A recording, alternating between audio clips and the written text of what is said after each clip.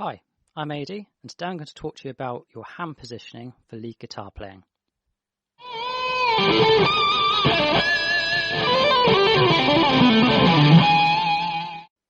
If you haven't come across my channel before, I'm a very experienced guitar teacher, so if you're looking to have lots of guitar lessons, please go and hit the subscribe button and ring that bell for notifications.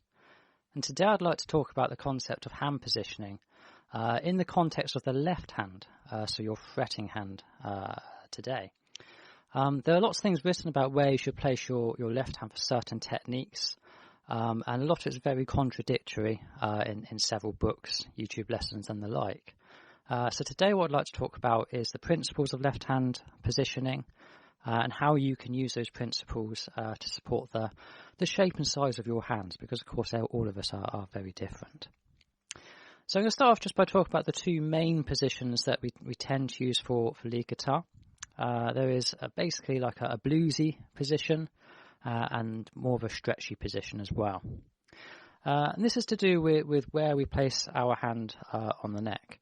So our bluesy position, you'll tend to see the thumb quite high up. It'll be visual from the front end. So if I was just to play some kind of generic blues licks,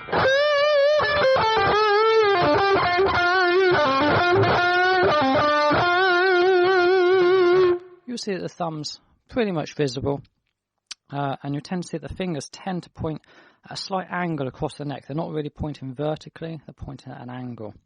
This is a really great position. It facilitates lots of bends, vibratos, and also keeps the fingers reasonably close together, which is quite useful when you reach in the smaller frets high up. The other position allows you to stretch a little bit more, and this is where the thumb disappears and the hand or the whole arm seems to drop a little bit lower, and that's more useful for the more kind of stretched out type phrasing.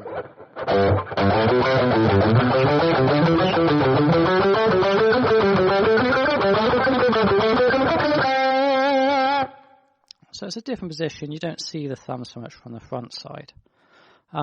So there's two positions there, and we need to understand how to apply these two positions and the reasons behind applying them to certain phrasing or certain techniques.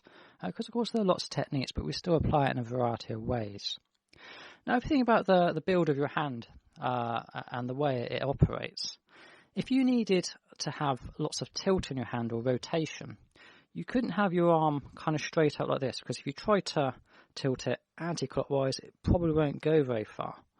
Now this is the kind of position you'd have for the stretchy stuff. You would not apply this kind of position to anything where you're bending, because there's nowhere for your wrist to go. You could rotate your arm the other way, but certainly not this way. So it's a bad position for bending and blues work.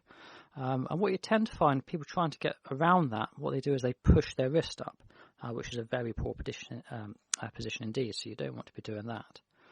So this kind of position where your arm's straight and flat, we tend to dip it a little bit more. This allows you to stretch your hand. Now if you were just going to stretch your fingers out, you'd probably just stretch your fingers out. You wouldn't do any more than that. You probably wouldn't, as some books might suggest, stick your thumb in the middle of your hand and then try to stretch from that position. That's very difficult to do. If you try and do that, you'll see the hand doesn't really stretch out, whereas if we open it up, we get a lot more stretch. So when we're positioning on the guitar, we're just trying to take these basic principles and apply them so that whatever we're doing, we're positioning correctly. So whether we want the hand to be there for rotation and pivoting, or whether we simply want to gain lots of stretch. So let's give you an idea of what that looks like behind the instrument, because that's the way you'll see it when you're playing. And then I'm going to give you an exercise which I think helps learn this type of thing, gets you used to moving around. So if we start off with that stretchy position, this is probably more unnatural, so if you're struggling with hand position, this is probably the one you're not very used to. Now this is one where I want to be able to stretch my fingers across the neck as far as possible. So if I just play, let's say some basic legato.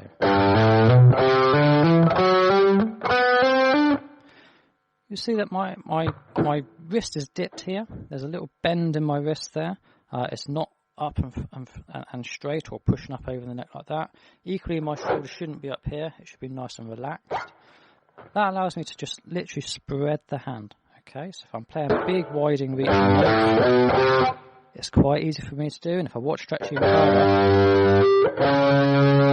I'm going pretty far. I'm stretching from the 3rd to the 9th fret there. That's about as far as I can stretch my hand. Now that's from that natural stretch and just because it's already in that position, I can just stretch out the fingers a little bit further and make that reach. The chance I'm never going to have to stretch from there to there anyway, or maybe it was there. No, it was there to there.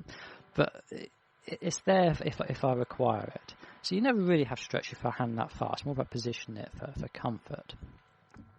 You also notice, see, on my guitar I've got this nice line going through the middle, which is really useful for this type of stuff. My thumb rather, generally speaking, points across the guitar. Now, it doesn't always do that. Now, again, a lot of the advice says that you should position your thumb in the middle of your hand. That's not true. Your thumb position according to your hand will change depending on what you're doing. So sometimes I will keep my thumb in one position and I'll move the hand either side of it, which will remove any kind of jaggedness in movement. So just to give you an example of that, if I just play around some legato again.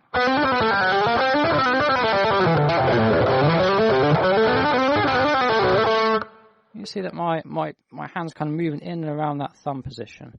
Now I get my maximum stretch when my thumb's pointing across, but sometimes I can pivot either side of it, and that's a really useful thing to be able to have to do without having to take the hand off constantly to move across the neck horizontally.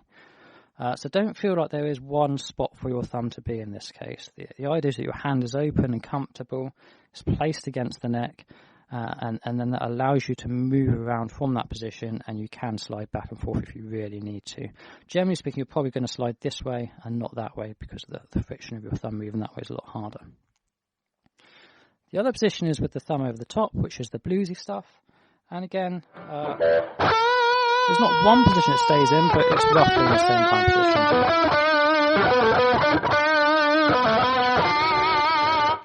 So you see it's nice and loose. There's less of a dip on my hand in this instance. You don't see the wrist kind of bent so much like that. But you might notice that the arm is slightly rotated. Okay, so it's not straight like it was with the bend in the wrist for the stretcher position. And equally, it's not completely sideways or anything like that. It's kind of in between. It's sort of diagonal. And that gives me the opportunity to rotate that way or to rotate that way, which is where all of our bending and vibrato techniques come from. It's just a rotation of that wrist position. So it frees me to do that kind of bendy stuff. And equally, again, it puts my fingers closer together, which is good again for the bends, to give you support of each fingers. And if the frets are close together, then that's a really comfortable position to play.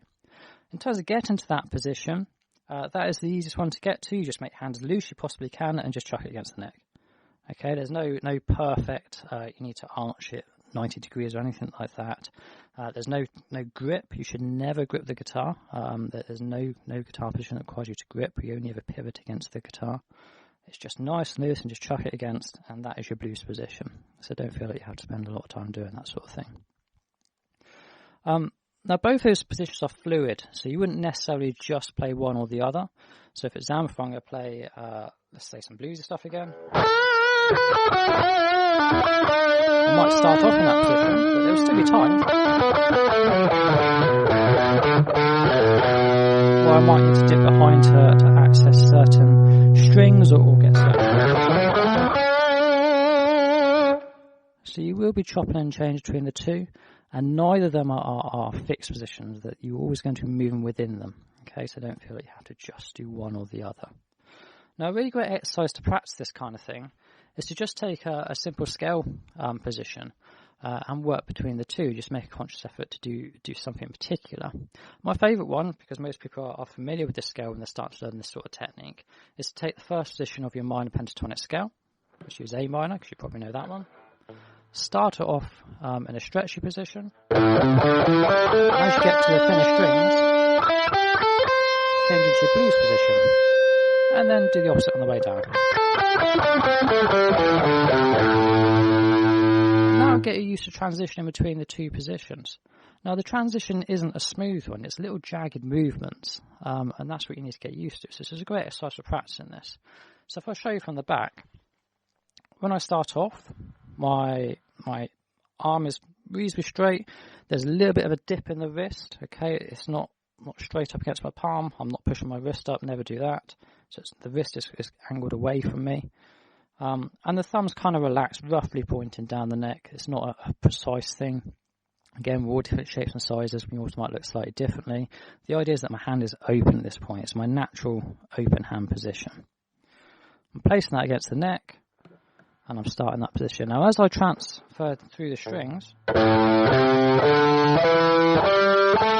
I start to make certain jumps at certain points. I've hit the D string here. That's why I'm starting to think about changing my position. I'm sort of halfway between the two. It's not a smooth transition between the two positions. And as I move through, it just jumps up. And I'm pretty much there from the G string, by the way. It's just a slight rotation of the arm that kind of takes me through those last couple of strings.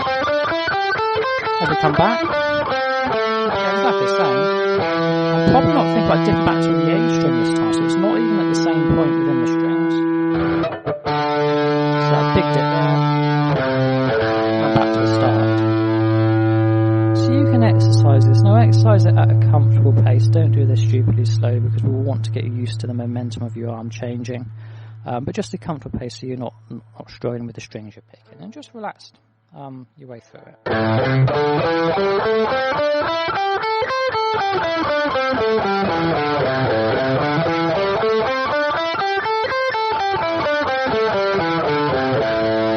you get used to change between the two positions. One where your wrist your forearm is level with the floor, and the other one where you're slightly rotated and you see the thumb come over. So from the front view,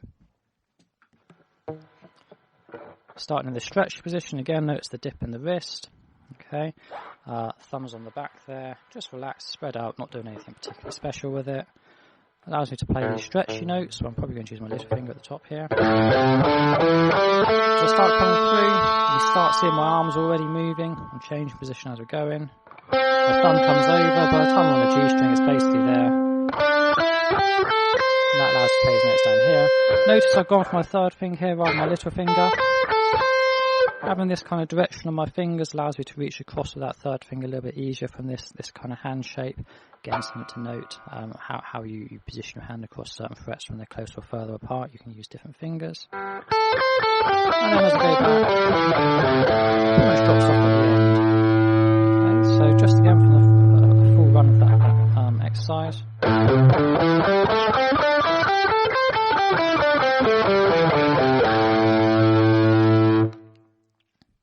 And that's it. So the whole idea of this is just looking at your hand and trying to operate within its most natural movements as much as possible, because playing guitar isn't natural, but we want to make it as easy as we can. You should never really feel any tension in your fingers or hand or wrist when you're playing. You might feel stretches every now and again, but certainly not tension. Okay, so your hand either stretches, pivots, or rotates. Nothing more to it than that. Okay, I'll stop the lesson there because I'm starting to lose my voice. I hope you enjoyed that. As usual, please feel free to leave your comments if you have any similar tips. Hit the like button if you enjoyed it. Do subscribe. These lessons are, of course, free, and I shall carry on uploading many more of them. If you have any questions, feel free to ask. Otherwise, I shall see you soon. Thank you very much and take care for now.